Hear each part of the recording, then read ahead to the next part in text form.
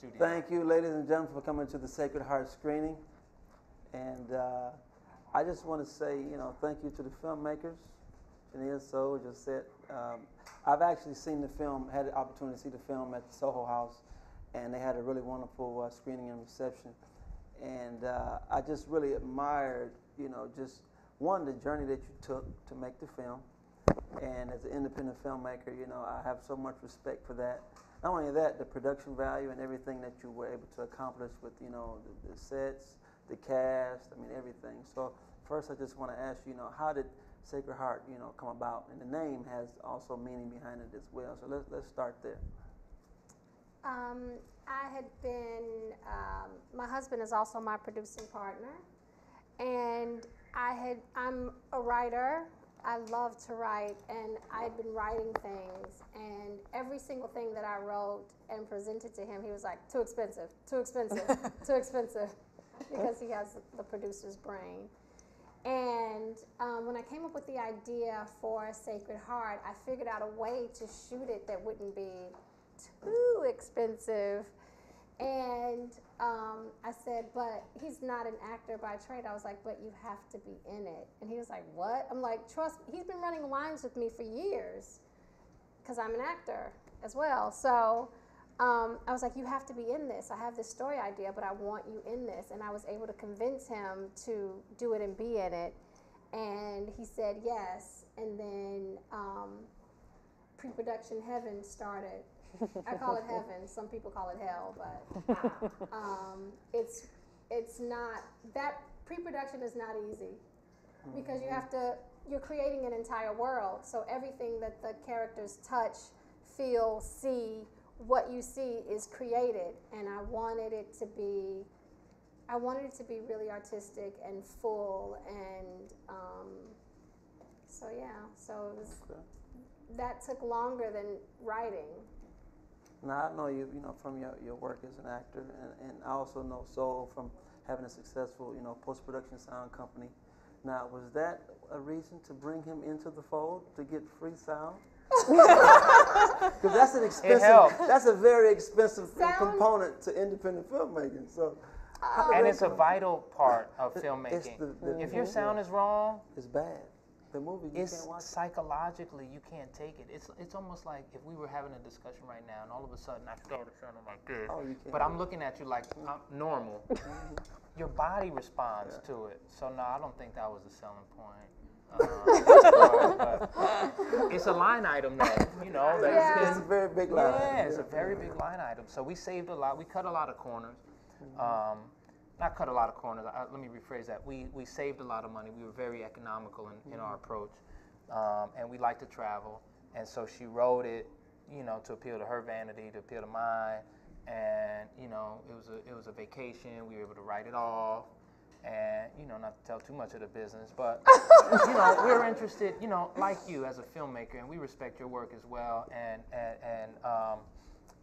we've had lengthy conversations about your vision and goal, and it's along the same lines as ours, and that's ownership and owning things, and really having a brand and something that you come to be known by, and a trademark, and something that people can count on. And so we look at artists like you, and just other indie artists who stay true to their work and get it done by any means. You know what I'm saying? Like, whatever it is, this is what we got.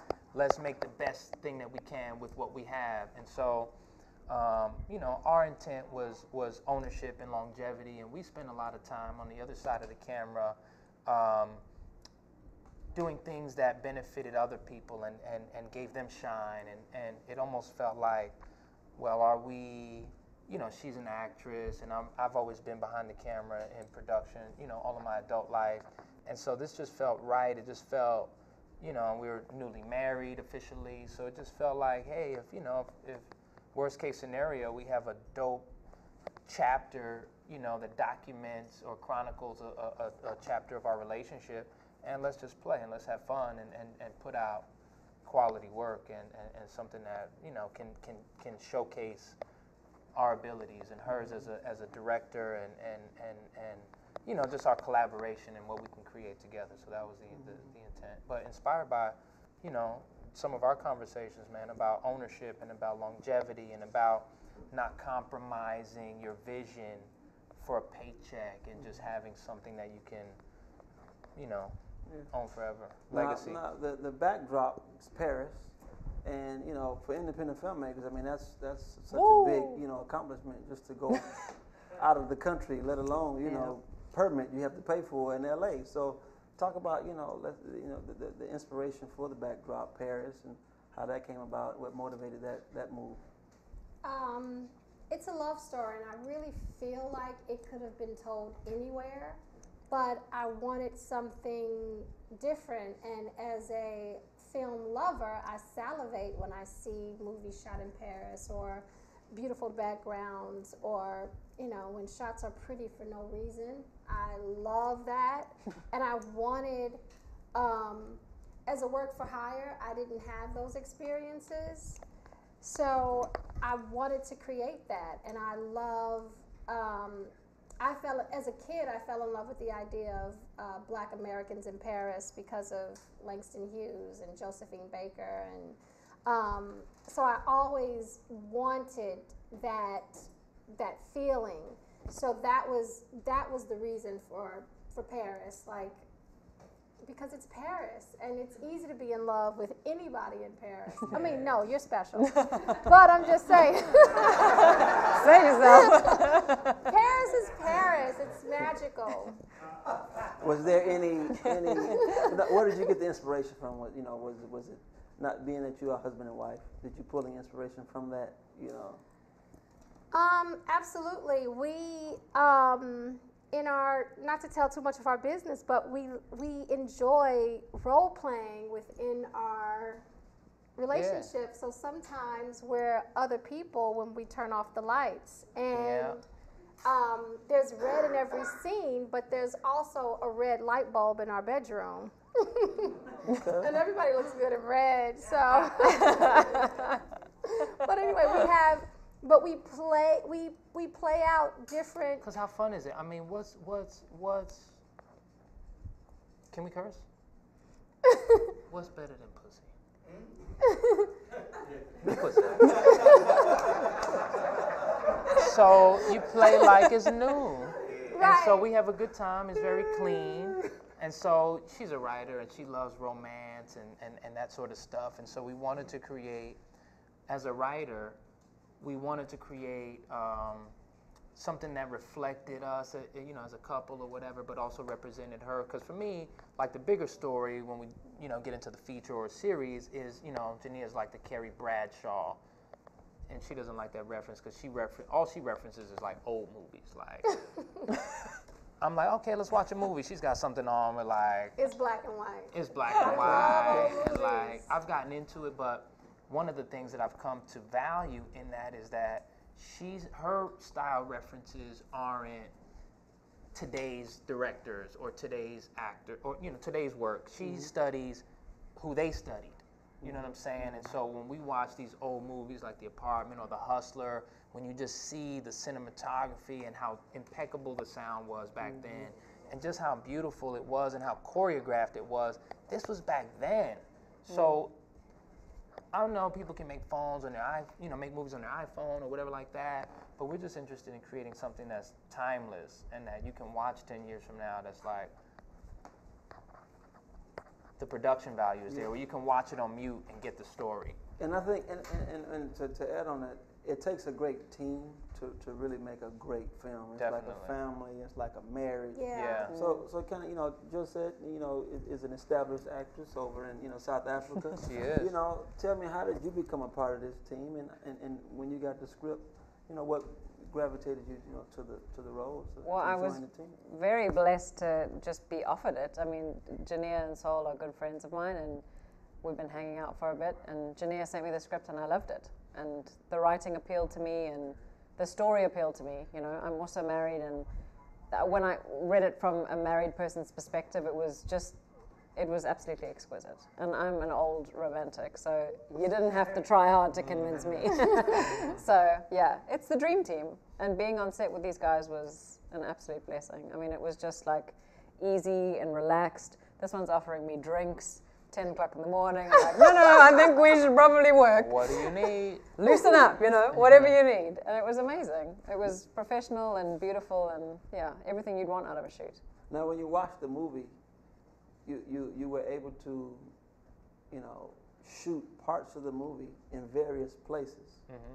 So, and you won't know the difference when you watch the movie, like where they are. Mm-hmm. Do you want to kind of elaborate on that? Even when you read the script and you did your scene, and then you watched it, do you feel like, you are still in Paris when you watch it? Well, I was kind of hoping for a flight to Paris, or a trip to Chicago, but I was in LA.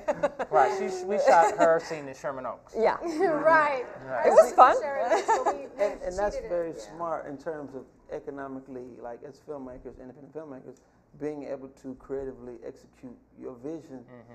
And what they call a suspension of disbelief is when the audience watch the movie, they don't know that there's a Chicago scene, there's an LA scene, there's a Paris scene. Did you map that all out, or how did you approach filling in those gaps, saying, oh wow, we have to leave on our flight next week at 6 o'clock?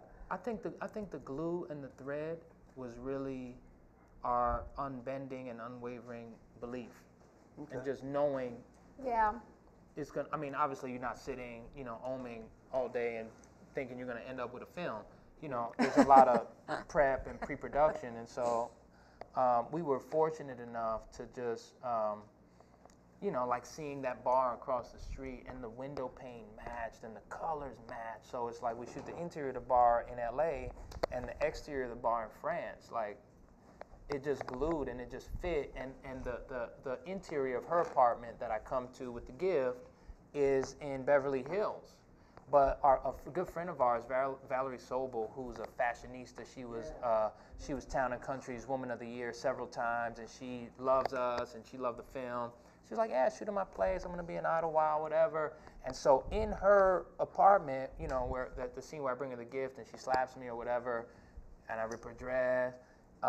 There's a picture. I don't know if you remember, but there's a picture from the Louvre, right? That started from like a small print like that. But Valerie is so art and fashion. She had one, the highest resolution, sent to her and had artists paint it in the room. And it so represents that scene because all the men in the scene have their backs turned. They're all in red. And it's like, there's something kind of, you don't know what's happening. It's a little weird. So they got their backs turned. So that's here. But it looks like a French apartment. Yeah. Yeah. And we got that for free. And the exterior is Paris. And I fought against that exterior because it was so easy. It was just right there. And I'm like, my apartment was literally, but I believe, I don't want to say luck, but I send the energy out before I make the decision. So when I picked the hotel, it was a hotel that I never stayed in before, but I'd stayed in the area. And I was like, everything is going to work out.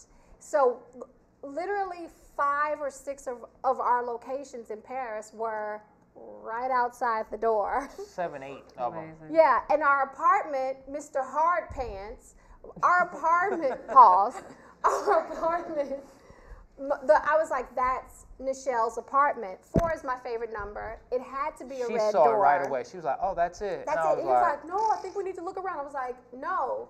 Bill Gates said, if you want something, when he wants something done, he asks a lazy person because they'll find out the easiest way to get it done. And I'm always like, that's it.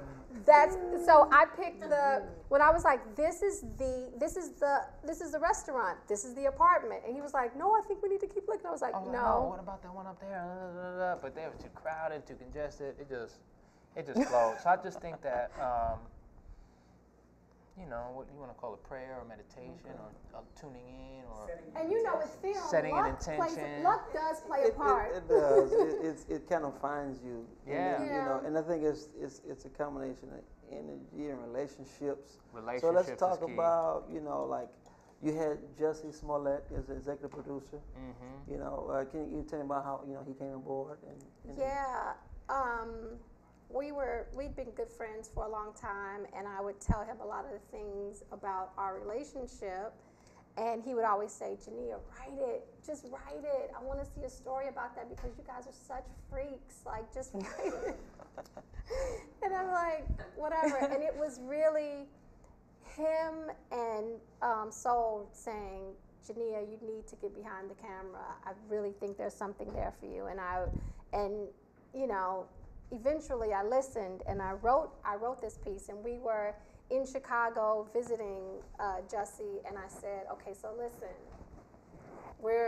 I wrote this thing, I want you to read it. I was like, just sit down and read it. And after he read it, he was like, I want to be a part of it. Like, can I? And I was like, and well, this we don't was before really Empire started airing. He was just like, yeah, it was first episode. reachable, like, what's up? He's Right. answering. Very attainable, very accessible. reachable. Right. Yeah. And he was like, I want to, like, what do you guys need? I want to, like, producing is like, you know, it's in my wheelhouse. I want to do it. Like, you know, I want to be a part of this. And so he asked to be a part of it, and it ended up working out because we wanted a name, because names carry weight for film festivals. You know, they say, oh, we're about the independent filmmaker. No, they want Peter Fonda, and they want Well, Searchlight and Meryl Lionsgate have films in these independent film festivals, so it's not, you know, you're in competition with yeah. major money, and so they want to, you know, they want to bring audiences to their festivals, you know, as Yeah. well. So how do you feel about that now as a filmmaker? Do you think that there's more opportunities now for African American filmmakers? And I feel like film festivals so white, honestly. It was, you know, some festivals we were, you know, it was great and we were embraced, and some it was, you know. I mean, it's relationships. It's who you know. It's hustle. But to answer your question, I think there are enough opportunities for anyone now in 2016 to make a film. Like, you know, you can make it on a $600 camera, a Rebel, whatever, T2 or what. You can really make good quality films if you know. But see, the problem is, in saying that, sometimes people shortcut and they say, oh, I'm just going to get my camera and make a film or whatever, but they haven't studied filmmaking. You know what I'm saying? It's like, oh, I'm just going to tell my story, and then the sound changes from scene to scene, and you hear a plane here, and then it cuts here, and you cut to the other thing, and then or you hear the refrigerator, and then it cuts off. It just, you know, I think, you know, so I think that the opportunities are endless, but I think that, you know, one has to pay attention to the craft and not skip that part, you know, and not skip the craftsmanship involved in creating good cinema. Like, you know, she watches old cinema, and it's, wow, it's beautiful, from the storytelling to the way they pull you in to the cinematography. So I think we have to know our past to know where we're going. yeah, you need that chemistry. Yeah, just So professionalism. how do you feel about, like, how important is chemistry, you know, when you're working with a cast and producers and all this type of stuff? Oh, it's very What's that? important to me. Very important to me. I mean, I think it's important to everyone. I think to me, feeling is more important than thinking. And I've always thought that I don't know who said it, but someone really smart said, no one will ever remember what you said, but they'll always remember how you made them feel. And I'm sure it was someone really smart who said that. And I think that's everything for me. You know, I always go off a feeling. So when I leave an experience, I don't remember. I can't remember conversations we had when we were shooting this, but I remember it feeling magical. I remember feeling like something really great was happening. And I think it's testimony to these two, and just the self-starting, you know, taking the power back, I think is so beautiful, because I think there's so many people in this town, particularly, that are waiting for opportunities and that are wanting to take, you know, wanting to take from the city and take from this business, but there's not very many people that are willing to share their stories and to create for themselves. And I think that's paramount, you know, to take the power back and share your story. Everyone has a story. This is a beautiful story, you know, and I'm happy I was a part of it. Very happy. Me too. Thanks, guys. They're amazing. She was our first choice. Jennia was like, oh, Josette, like, she's perfect. You knew from the jump. Yeah, I did. Now, what's next? You know, you know, you have this, you know, partnership now, producing team. You know, you're surrounded by a lot of talent and relationships. So what's next on the plate? One of the things that's next, sorry you were about to say something. Go ahead. One of the things that's next that's happening starting this Sunday, we're shooting a new short. We're shooting another short. Jennia's co-directing it, and I'm producing it, executive producing it. We found out today that Jussie Smollett is coming on board as an executive producer again because he loves the work and whatever. And it features Tiana Paris, who is the star of Chirac and the Mickey Howard Story and Dear White People. She's in Dear White People and Survivor's Remorse. Mrs. Pauletta Washington, Denzel Washington's wife, who loves the script and loves the film. We got V. Bozeman from Empire, amazing singer. We got we got Nick Few as the male lead, and so that's one of the things that's next. And then the development of our own stuff. Like we're really interested in continuing to tell our own stories and creating a legacy and an ownership brand. And we'd love to partner with distributors and outlets that really support the development and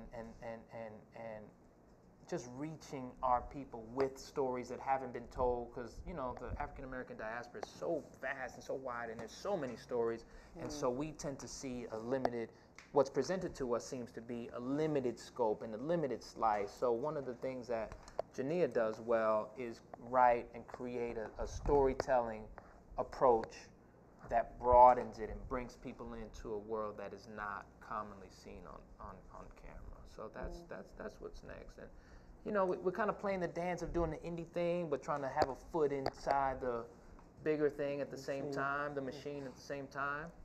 So that's the dance. But ultimately, we're indie in mindset and indie So in as heart. artists, to each one of you, I'll start with you. What do you want people to walk away with when they see your work?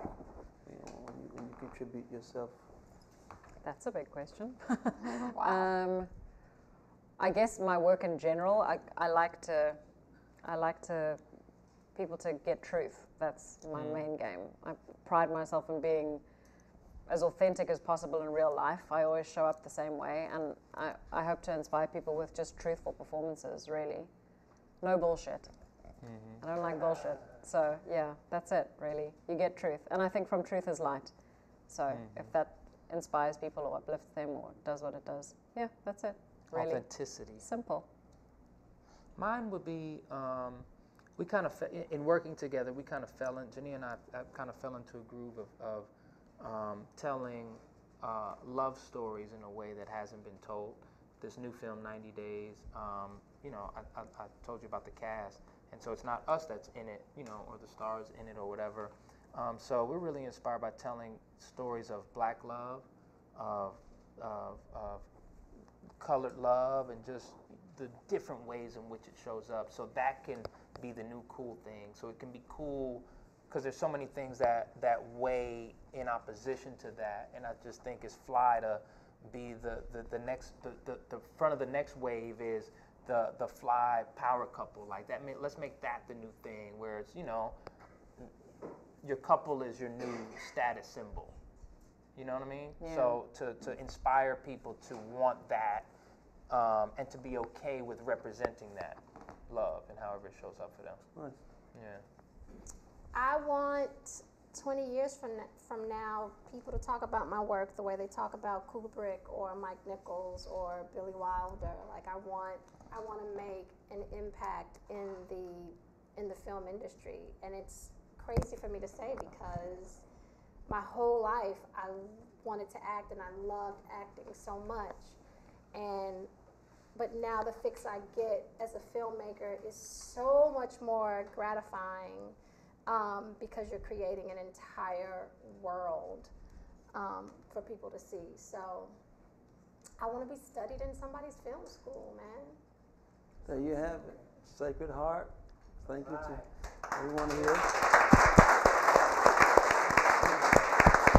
Thank you. Voila. Any questions? We're doing questions from the audience. Any questions, comments, concerns, issues?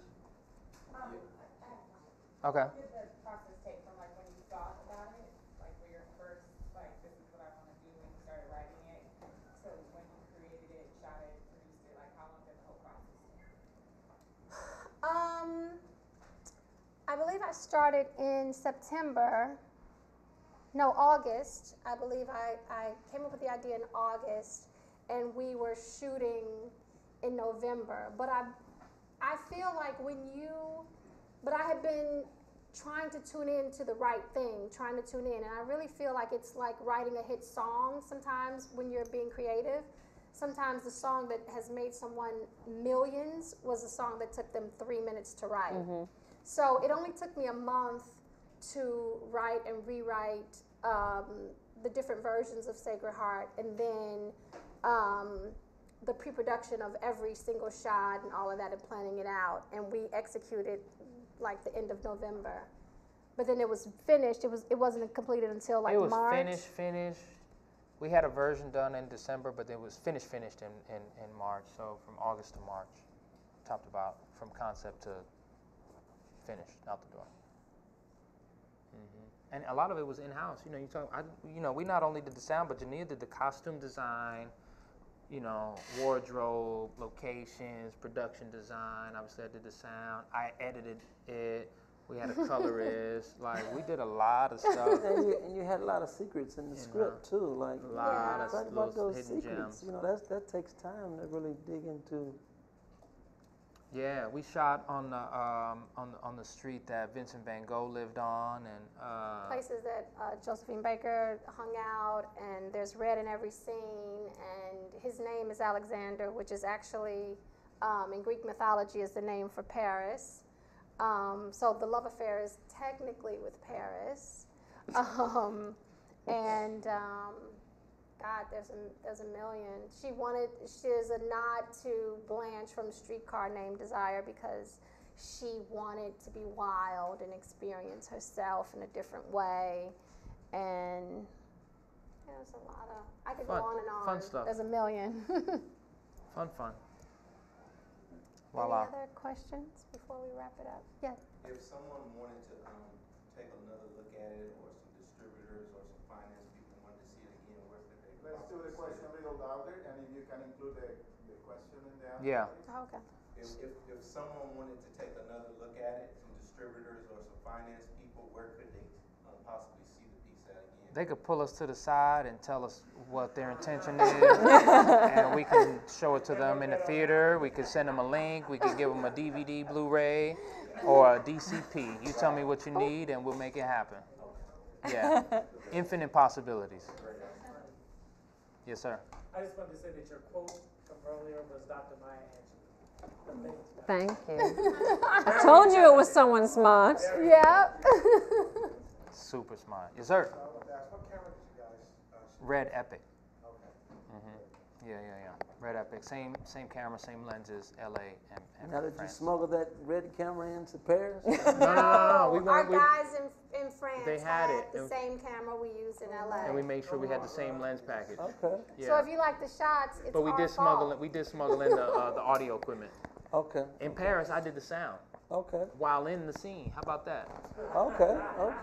Hello. I used to tell people I do sound in my sleep. I don't even. It's easy. Oh, nice. So all the audio recordings. I in was France, wondering did. why I never saw you with your right arm. You were booming from the back. We cut it out. We painted it out. In color. We painted. I put it on a stand and we painted He it had a out. fake arm holding the drinks. Right. It was like, it was a prosthetic. What was? So you had lavaliers? Yeah. Yeah. Yeah, LA we had Lavs and Boom, and we compromised in France, but just made sure that the sound was good. And you're editing the film? Premiere.